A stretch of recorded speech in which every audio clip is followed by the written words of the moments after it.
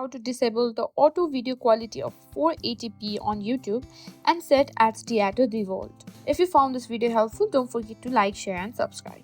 First, open the YouTube app on your mobile device.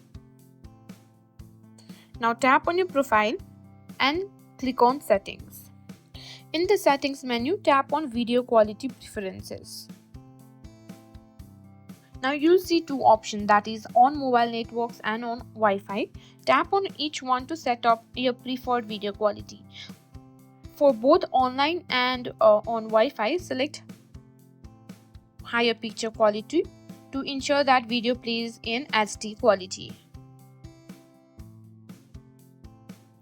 Now if you need to adjust the quality for individual videos, open a video.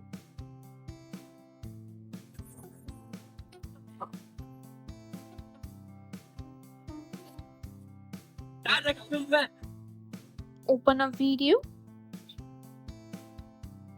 tap on the settings, and here on quality you can choose whichever you want, that is 1080 premium, 1080, 720 and many more.